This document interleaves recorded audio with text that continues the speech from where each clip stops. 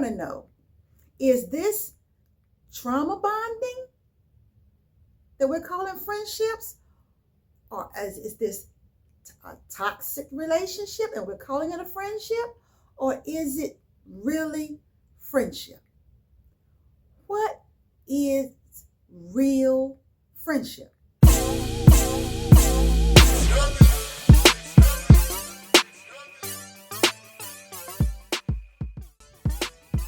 Hello there, it's Suzette Bierman, and welcome to my channel where I'm redefining my 60s on my own terms and hoping that by doing so, you will be motivated and invigorated to do the same. Today's episode is going to be about friendships. I did an episode about a year ago, and it was titled, I'm looking down to see, is it hard to make friends at my age, or do I suck at friendship? I'm going to put the card wherever the card goes, whether it's here or there, I'm not sure. But I'm going to put the card up. If you want to click on that and watch that first before listening to the rest of this, feel free to do so. It's been a year, and I've still been working on answering that question. Is it hard to make friends at my age, or do I suck at it? I've got some updates in that regard, and I just wanted to use this platform to have a genuine discussion about friendship. Because if you're like me, and I'm sure many of you are, friendship is not something that comes easy for a lot of us, especially when we get older. And so I have truly, in full disclosure, over the years, had difficulties in friendships. Now, all my friends didn't know I was having difficulties, right? But internally, there was always this sense of loneliness and longing when a friendship or an interaction that I thought was going to be a friendship, or a friendship that I thought was deeper than it was, in time showed me it wasn't all that I thought it was. Or that it just did not meet my authentic need for true connection and true friendship. Now, I did not grow up in a household where a lot of weight was put on friendships. I go into more detail about that in my previous episode about friendship. But this one, I want to kind of keep on the straight and narrow, where there might be those of you that are really struggling, and you need to know whether this is a true friendship or whether it's toxic, or whether the bond that you share is more trauma driven than what it's supposed to be. Because in a true friendship, there should be mutual respect, support, positive regard, healthy communication. I wish I could say I got better between last year and this year. I've gotten better at friendships. I can't quite say that, but what I can say is I've become more clear about what I need and that I can have it. I think sometimes we settle with what we can get, even though it's not exactly what feeds and fuels us, because we don't know that we can have better, or we don't think we deserve better, or we're told this is just the way it is. I just have to accept this is it. And so I got to make lemonade out of these lemons. Well, that's not what I want. I want the best in friendships. And one of the things that I think can derail us as we get older is we don't want to die alone. As we get older, a lot of our people we've been friendly with, people start dying off, and you start getting kind of scared. Or at least I can say, I went through this thing where I got kind of scared that, gee, am I being too picky? And even though I want to have what my ideal of a friendship is, I don't want to end up being old and alone. I want to be able to have people I can get together, have brunch with, go see a movie with. I don't want to always have to do everything solo, or what if something happens to my husband and I'm back out here again?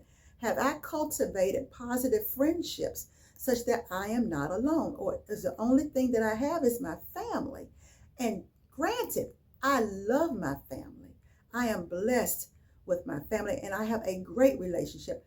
My sister BFF, I got a sister BFF in my younger sister Savon. But all of us know you can't put all your eggs in one basket. So that was one of the reasons that I joined Black Women Friendships. I was like, you know what? I don't want to put all my eggs in one basket and only have friendships that are in my family. I want to have people that I can just get together with. Maybe they're retired like me, or at the most, maybe their work schedules are such that I don't have to do everything by myself, that I can really put into practice being a good friend and building healthy relationships. But first, we have to know what that looks like for us, because it's not a one size fits all. But I'm going to share with you some general things that in my research and in my looking at, thank God AI can bring the summary of things together from different sources. And these are some things that came up, because my thing was, I want to know, is this trauma bonding that we're calling friendships? Or is this a toxic relationship and we're calling it a friendship? Or is it really friendship? What is real friendship, right? And this is one of the things that it says, and it highlights, and I want to read it for you. It says, friendships, trauma bonds, and toxic relationships all involve interpersonal connections, but they differ significantly in their nature and impact. Friendships are characterized by mutual respect, support, healthy communication. I think it should be that. It should grow as you grow and evolve. I do believe that. While trauma bonds are intense, often unhealthy attachments formed through cycles of abuse and intermittent reinforcement.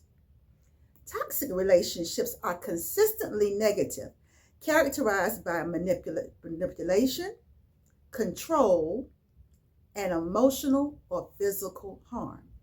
Now, when it came to my heterosexual relationships, or my relationships with men, prior to marrying my current husband, I had to figure out what that showed up as and looked like in my romantic relationships. And it was because of achieving a certain amount of clarity, discipline, self-mastery. I was able to wean myself, I should say, from toxic relationships and trauma bonds that showed up in my heterosexual relationships. But I did not put that same effort into my female friendships. And so that I didn't think I needed to do. But as I have gone through this journey of almost trading friendships, like some people, change socks and change clothes, and asking myself, is it me? And in some cases, yes, it was me. In other cases, it wasn't so much that it was a fundamental character flaw. It was that I was not clear about what I needed in a friendship, how to be able to tell whether a person had the potential to give that to me, and to know that I deserved it. That no, it wasn't this thing where, well, this is just friendship, so you're just going to have to just suck it up. But really getting down to the fact that, okay, wait a minute. I'm not the culprit here. I'm not the villain. Wait a minute. The only villain and culprit is that I don't know exactly what it is that I need, So I'm not communicating it effectively. And then I don't know exactly what I deserve. So I'm not taking my time before slapping a friend label on something, right? So here's some ways that you can tell. We already talked about what friendship, real friendship looks like. And for those of you that have it, feel free to put your experiences in the comments and let's discuss. Share what you've learned. Share what has continued to nourish and nurture and fortify your healthy relationships. And I'm saying healthy. I want healthy friendships because I feel like we deserve it. I deserve it. So in order for me to know whether it's healthy or not, I have to know whether it's a trauma bond or a toxic relationship. So let's look at some of those things. Okay. And I'll put the link to where I get this information from. And basically all I did was I Googled friendships versus trauma bonding versus toxic relationships, how to tell the difference. So you can do that, okay? But that's all I did is I Googled it and then AI brought up an overview. How do you know if it's a trauma bond? Intense emotional attachment. Trauma bonds are characterized by a strong, often inexplicable connection to the abuser. Now, a lot of times you don't know that person is abuser and an abuser right off. The abuse does not show up right off. And that's something that I have learned even in my same-sex relationships. The subtly tearing you down doesn't start out in the beginning. The little swipes about them saying maybe they don't like something about you, or they might pick you apart and say something, that doesn't start right out. But the longer you're in relationship with this person and the more comfortable they become with you, you start seeing those little flags coming up, okay? People that put you down. It might be subtle. It might be said in jest, but you feel it. Something inside of you goes, Now, maybe you have dealt with trauma for so long that you've learned to override it. Maybe you've learned to befriend it. Like maybe instead of you really acknowledging that hit your nervous system kind of wrong, instead you maybe have developed this defense mechanism of befriending. And sometimes befriending can mean laughing it off. Sometimes befriending can be, girl, or acting like, oh, this person's just acting like my sister. This acting like an old dear friend. And your old friends, your sisters can say things like that to you. Well, wait a minute. So people have to earn the right to say certain things to you. I had to learn that. They have to earn the right to tell me they don't like something. And starting out immediately telling me what they don't like. I don't like you in that color. That color doesn't look good on you. You wear it all the time, but that makes you look sloppy, slouchy. And it may come, or that person might think, or maybe try to sell it as if it's constructive criticism.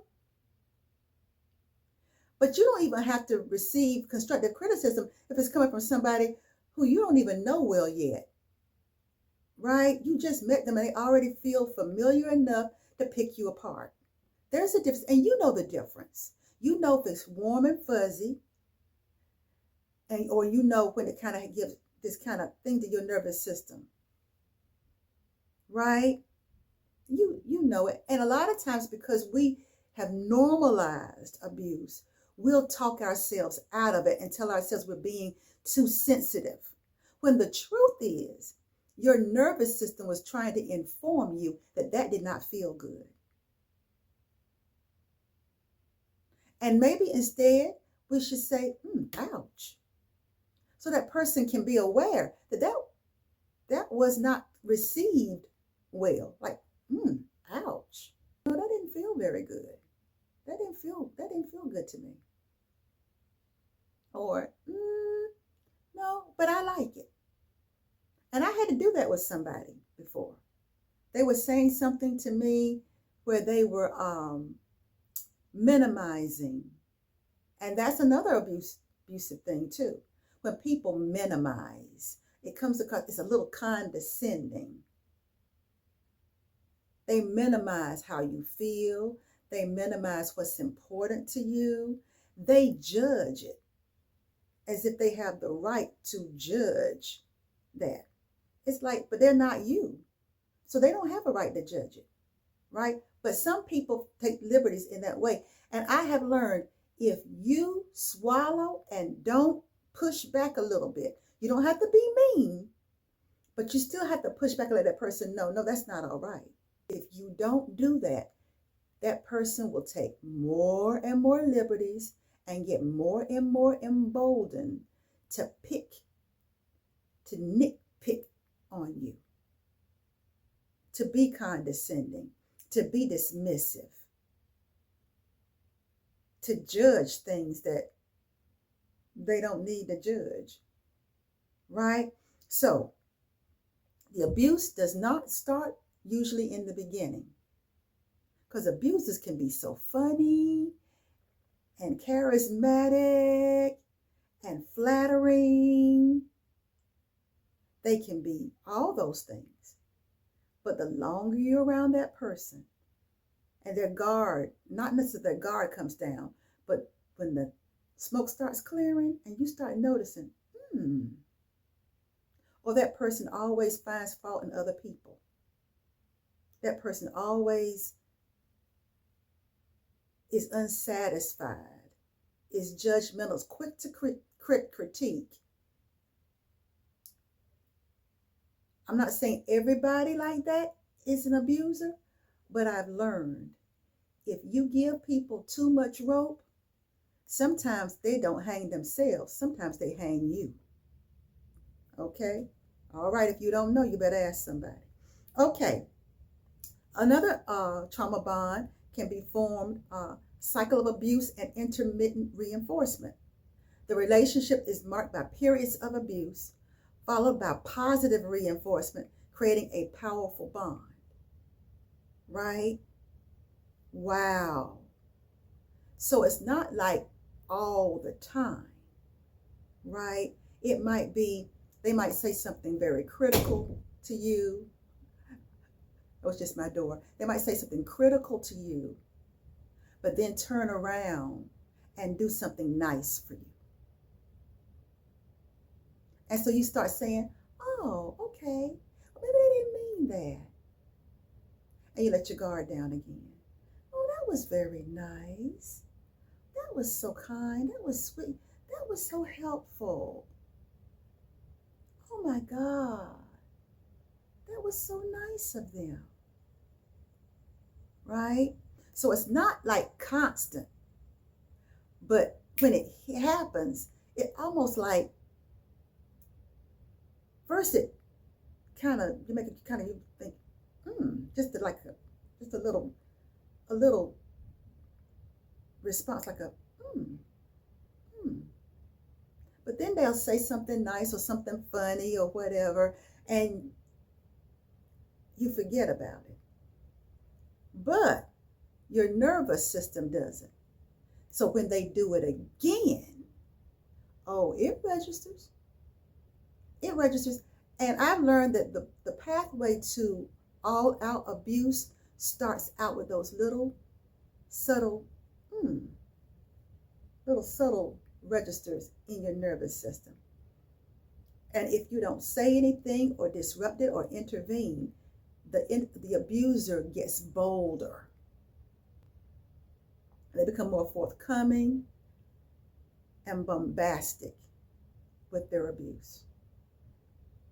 And abuse is not always words. Sometimes it's periods of silence. It's the silent treatment. Sometimes it's you not being invited to things like you used to be. You know, where it's almost like you're being cut off. Difficulty leaving the relationship. Woo, when you feel like you darned if you do and you're darned if you don't. When you try to find a way to leave it in the most respectful and loving way to that other person that you can. But it's impossible to leave it without their feelings being hurt, without them taking it to the negative. It is very hard to leave, not because they are physically keeping you there, but the emotional consequences. They have basically have almost kind of conditioned you, almost groomed you to the point that you know, oh my God, you almost feel like you got to say things in a very right way. You're trying to do it in a way so as not to poke the sleeping bear, and you don't want them to be hurt, and because they done told you about all these people that keep hurting their feelings and all this kind of stuff. You almost feel like you cannot leave without being the villain. You can't leave the relationship. What it says here, difficulty leaving the relationship. Despite the harmful nature of the relationship, it can be incredibly difficult to leave due to the emotional entanglement. Because you don't want to be like the way the other people treated them. So you feel like, oh my God, you feel obligated because you don't want to do them like other people did them. Right? That's one example. Sympathy for the abuser. Individuals in trauma bonds may develop sympathy or even affection for their abuser. Oh, they're just going through a rough time. You know, if my mom treated me the way her mom treats her, I'd probably be the same way. Well, I know it wasn't right what she said, but you know, deep down inside, she really means well.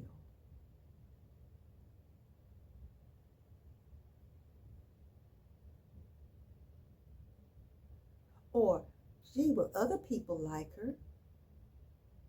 Other people like her, so maybe I'm the problem. Maybe I should stop being so critical and all that, and try to be nicer, be more supportive, maybe if I stop being so nitpicky and needy. If you've done that, that's okay. Don't feel shame. Listen, I think it's kind of hard to live to be in your 60s and you haven't gone through something like this with somebody, right? That's what they say for trauma bonds. Okay, now they're getting into toxic relationships. And toxic relationships have negative and harmful dynamics. Usually they are consistently negative, characterized by control, manipulation, and emotional or physical harm. I'll say the same thing with this that I said with trauma bonds. Oftentimes it doesn't start out that way. And sometimes your own trauma or your own predilection to toxicity can cause you to miss the flags. Whereas somebody healthy can see the flags sooner rather than later. But because you have not cultivated any healthy discernment about relationships, most of the time, by the time you see the flags, you are well into the toxicity of it. And you might have even aided and abetted it, not knowing that you did. Sometimes silence aids and abets toxicity. Giving people the benefit of the doubt is the way you talk yourself out of how your nervous system felt and try to be more whatever it is you feel like you're not being. Okay? Another thing it says, lack of accountability and empathy. in toxic relationships. Toxic individuals often lack accountability for their actions and show little empathy for the other person's feelings. Honey, they gonna make you the villain no matter what. and by doing so, by them making you the villain and making themselves the victim, they do not have to be accountable for their contribution to where things are. They don't have to change. They don't have to face those character flaws. They don't have to face it. Okay? They hate being held accountable. They hate it. They don't like it. And they lack empathy. They lack the ability to see that what you're saying to them is not meant to hurt them. You're just trying to be honest. You're just trying to be truthful, which is one of the most loving things that you can be, is coming from a pure place for you, but they taint it. It always goes to the negative, okay? Or more times than not, let's say. Constant drama and chaos. Now, I'm going to say this. Sometimes that constant drama and chaos is not visible to the people above the table. They can't see that person's kicking you under the table. So to everybody else, everything just might seem fine. That you're being problematic, but they are kicking you under the table. So it's not always something that shows up blatantly, but it keeps you in emotional and psychological chaos and second guessing, and you just don't, your nervous system is constantly in a state of just turmoil because of when you're around them. That's what happens. Toxic relationships, under constant drama and chaos, it says toxic relationships are often marked by instability, conflict, and a high degree of drama. Sometimes the drama is they make a mountain out of a molehill. Sometimes the drama is they're going to always have a negative, distorted view of something that most people will be like, could it possibly be that they didn't mean it like that? Or could it possibly be that you're reading too much into this? Right? I know a real example when it comes to heterosexual relationships and romantic relationships is the drama and chaos that I used to experience just because a person that asked for my phone number did not call me within the time frame that I felt like they should have called me. And the longer it went with them not calling me, the more I started creating things in my head. Oh, they got somebody, they got a girlfriend. Oh, they must be married. Oh, he's a player. He ain't serious. He's just a player. When it could very well be that he's a normal guy that met an attractive woman, but it didn't mean that everything in his life was supposed to stop just because that happened.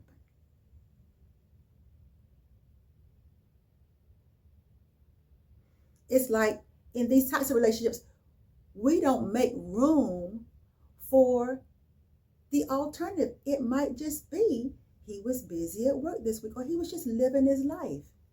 And when he saw the number or was going to get to it, he'd call. But it's sitting by the phone waiting for it to ring. That's not his fault.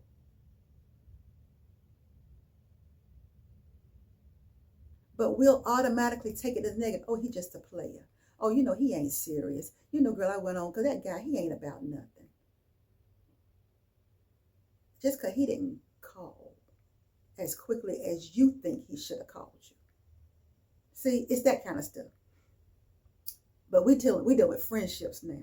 And listen, there's some friendships that the more the deeper they feel like the friendship is becoming, they start putting on you certain expectations prematurely. That's toxic. And then vilifying you for not meeting an expectation you never agreed to. It didn't hold for you the same meaning it held for them. Right? When people keep putting all these expectations and stuff and expecting you to accept their behavior and because that's what friendship means to them, it doesn't obligate you. The biggest mistake I've made in friendships is not speaking up sooner. That's it. Everything I felt was valid. My needs were valid. What I deserved was valid. I had done enough self-work that I was not asking for anything out of the ordinary. I was not asking for anything that I did not deserve or that I could not get. My biggest thing was waiting too late to speak up. Doing more pondering, rationalizing, contemplating, instead of speaking up and saying, that doesn't work for me. I'm sorry. No. That's not how I live my life. This is not what I'm looking for. I have a whole different view of that. I have a whole different framework from which I see that.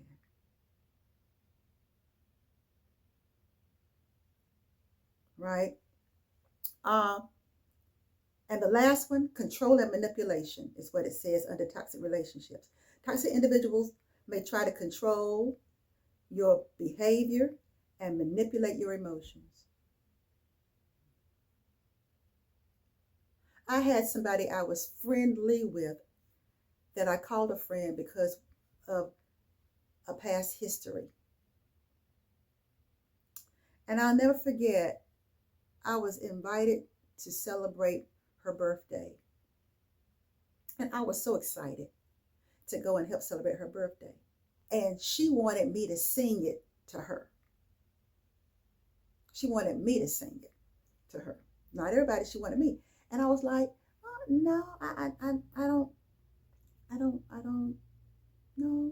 we can all sing it. She said, no, I want you to sing it for me like you sang it for so and so and so and so. Friend. And immediately I felt the manipulation. I felt, and I said, no, I'm not going to do it. I refuse. And it wasn't because I didn't feel like she was deserving of it.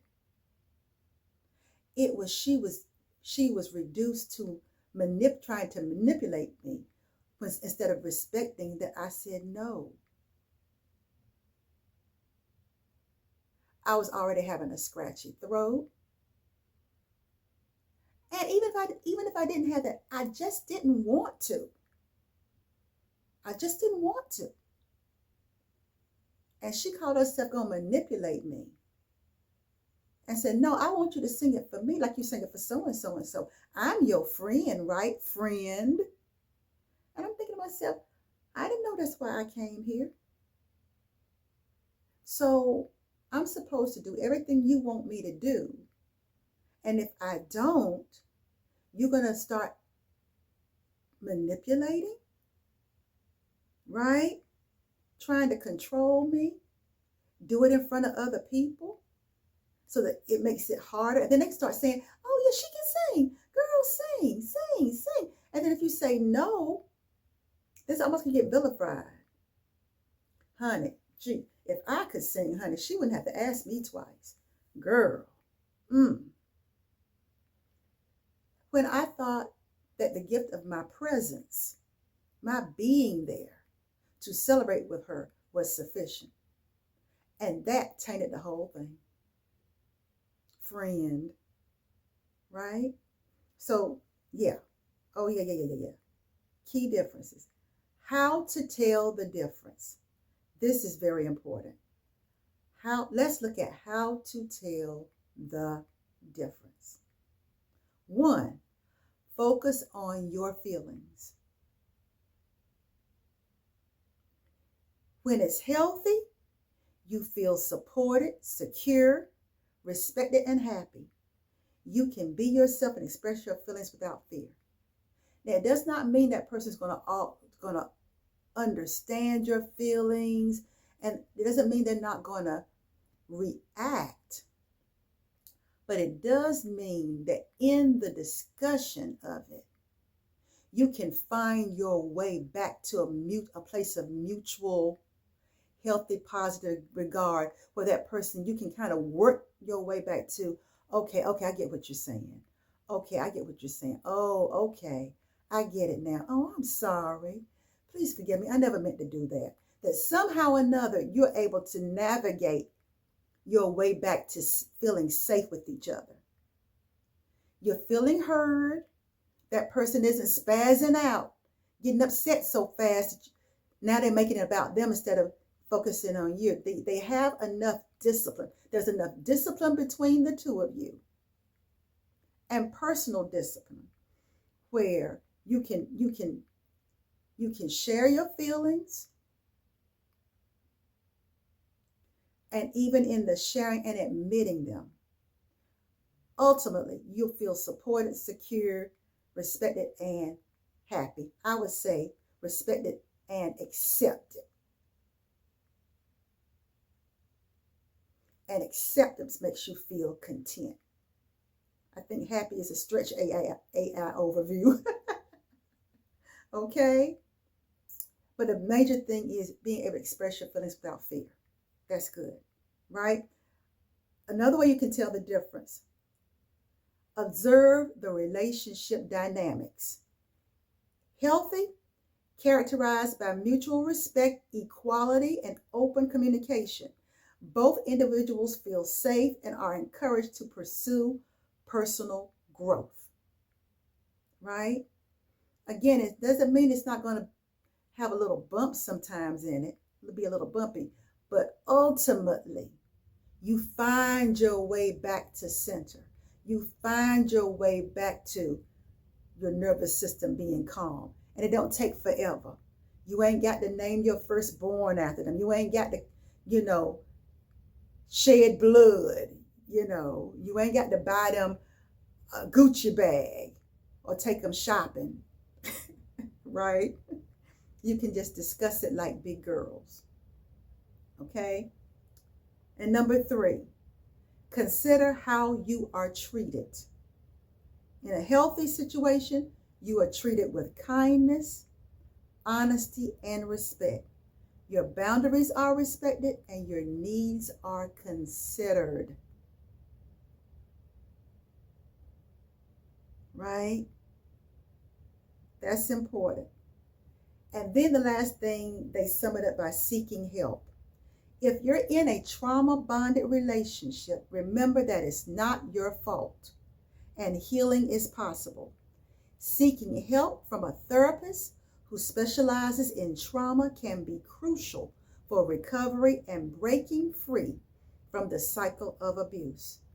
Building a support system of trusted friends and family, learning about healthy boundaries, and focusing on self-care are also important steps towards healing and building healthier relationships in the future. That's what we want. As we age, we want healthy relationships, right? You deserve people who can love you for who you are now. So again, I welcome your comments. I welcome your thoughts. I welcome insights that you can share about your experience with friendships. And if you like what I'm sharing on this channel, please take a look around. I share about makeup and skincare and health and romantic relationships and whatever is on my radar in my 60s, I share it on this channel. And today it happens to be friendships, because I think and I've discovered that as we get older, There are a lot of lonely people out here. And some of you have just sworn off of friendships altogether because it's just been too disappointing, just been too hard. Your nervous system is just tired of tolerating. And you just say, you know what? Rather than go through this, I'll just be by myself. But there's still a part of you that is wired for connection, wired for community. And I truly believe that with clarity and deep, profound, positive regard that tells you you do deserve exactly what you're looking for, and getting clear about that. And being forthcoming in a healthy, loving, honest way, not trying to vilify or hurt nobody, but just being honest. And like I said, it took me a while. It took me up until this year to figure out that the only problem that I needed to resolve is not speaking up sooner. What I needed in relationship, what I deserved in friendship, all that. Yes, I wasn't asking for too much. And I am a kind person. I am a worthy person. I am a lovable person. I'm all these things. And that as myself, I deserved the same quality in friendship. The empathy that I gave out, I deserve to get empathy back.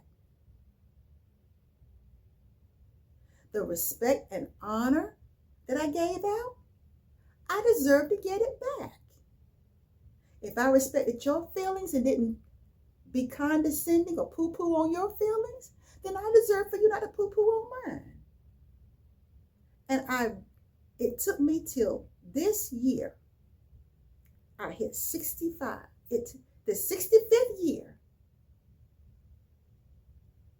was when all the planets came together. And I realized, hey, you got the rest of it. You're comfortable in your own skin. You are friendship material. You just need to learn to speak up sooner rather than later. If you like what I am sharing, please give me the thumbs up. Hit that notification bell so that you know when I drop new episodes, and subscribe. That would be wonderful. Shout out to all the people who are continuing to subscribe. I see my numbers going up, and that just makes me feel so good to know that there are people that like what I'm sharing enough to subscribe. That's big. That means you're intentional. You want to stay connected. You want to know what's happening. You want to hear what I have to say. That makes me feel so good. So again, I read the comments. Nobody looks at them for me. So if you leave something in the comments, I promise to respond. And until the next episode, bye for now.